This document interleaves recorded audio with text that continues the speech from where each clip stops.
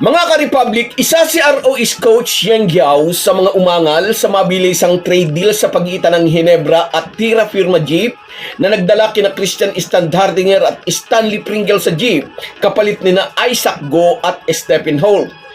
Pero hindi yung mismong palitan ng player ang talagang ikinainis ni CYG. Ang ikinasama ng loob ng ROS coach ay yung nalakdawan pa sila ng Ginebra sa draft order. Biglang naging number 3 ang Gin Kings, kung saan ay pinitas ni Tim Cone ang mahusay na point guard na si RJ Abarientos. Pag-uusapan po natin yan, pero bago ang lahat ay maglalambing po ako sa inyo na isubscribe ninyo itong ating channel at kung di masyadong makakaabala ay i-like at paki-share na rin ninyo. Malaking bagay po yan sa aming mga vlogger. Maraming salamat. Pinaka-vocal si Coach Yang Giao pagdating sa inaakala niyang di parihas na deal sa PBA. Among all PBA coaches, siya ang laging unang naglalabas ng saloobin sa mga iniisip niyang unfair transactions. Sa opinion lang natin, hindi lang player swap ni na Standhardinger at Isaac Go, Stanley Pringle at Stephen Holt ang nagpakunuot ng noo ni Coach Yang Giao. In terms of skills, alam ni CYG mas lamang si Stan. Mas bata nga lang si Isaac Go. At sa pagitan naman ni na Stanley Pringle at Stephen Holt, tingin natin ay hindi naman nagkakalayo ang laruan ng dalawa. Bata lang ng konti si Holt na 32 years old na rin. Ang talagang isa naman ang loob ni Coach Yang Giao ay heto. Picks, RJ Abarientos. RJ Abarientos will go to Barangay Ginebra. And as we know, Pinanood lang ni RJ Abarientos online ang draft proceeding since kasama siya ng Strong Group Athletics sa Taiwan para sa Jones Cup competition.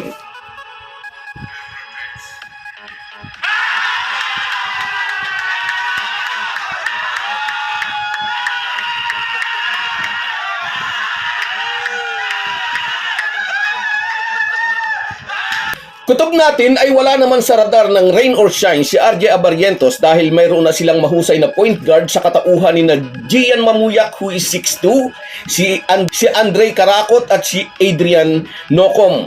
Tiyak naghahanap si Coach Yang Giao ng big man na magpapalakas sa kanilang frontline. Sa picks 7 and 8 ay pinik ng ROS si Kaylan Chongson at si Felix Limete. Pero bago nga ang draft day ay asang-asa si Coach Yang Giao mas mauuna silang pipili kaysa Ginebra.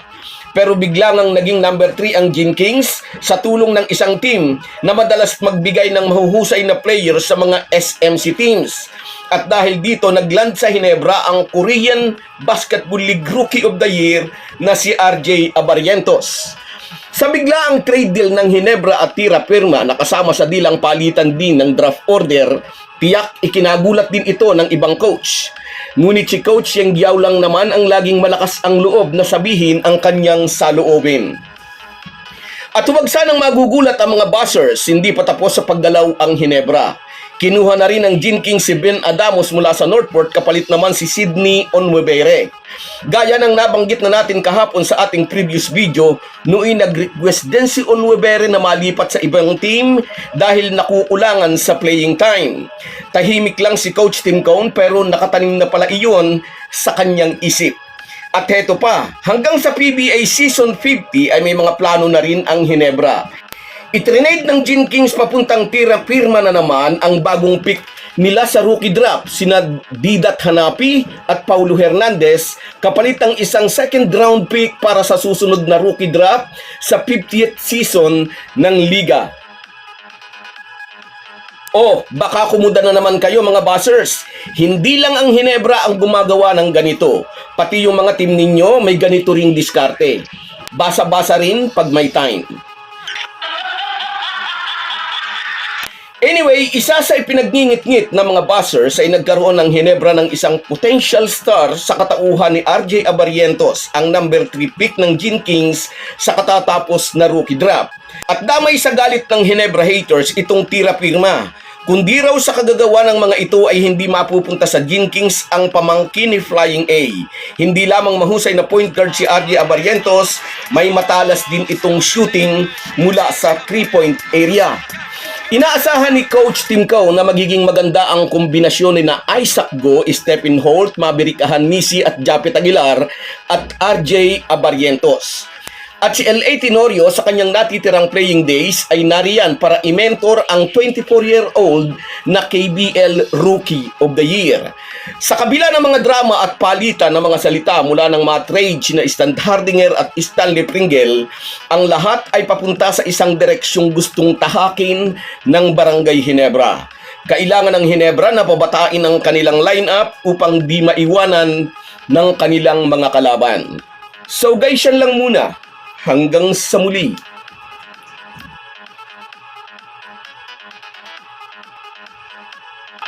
Kung wala po kayong mga viewers namin ay walang magtatagumpay na vlogger. Kaya salamat po sa inyong panunood. Shout out at salamat sa panunood mo, Jonis D. Asis. Shout out sa'yo. Shout out din sa'yo, Ray Bautista. Maraming salamat, idol. Maraming salamat sa suporta. Shout out din sa'yo, Contil Solis Yuntel. Shout out, idol. Sa'yo rin, Merson Kabadi Vlog. Diyan sa Oman, ingat ka lagi diyan sa ibang bansa, kabayan. Jose Rodrigo, yes, naggandahan ang lineup ng mga team ngayon. Sa'yo rin, Harvey de la Cruz, mula diyan sa Muntinlupa City. Shout out, idol. Salamat sa panonood mo. Sa'yo rin, Ray Arabi, Ginebra forever ito. Sa'yo rin, shout out, Rosemary Juan at sa'yo Via, mag-uumpisa, dinig ko ay August 18. Rico Nicanor Factor, shout out sa'yo, idol. Sa'yo rin, Nawi Danganan. Yes, nagagalit yung iba pag napagsasabihan, ayan na, trade sila. Armando Miguel, tama ka. Shout out sa iyo, idol. At sa iyo rin, Boy Batibot, welcome assistant sa Magnolia. Lalakas ang Magnolia kung sakali, kung totoo yan. At sa iyo, Sosimo Aala, salamat sa inyong lahat. Kahit gaano po tayo kabisi, ay huwag po nating kalimutan ang ating buhay espiritual. Lagi po tayong magpasalamat sa bawat araw na dagdag sa ating buhay. Malaki po ang maitutulong ng pananalangin araw-araw. Isang paalala po mula sa inyong Halo Halo Sports Republic.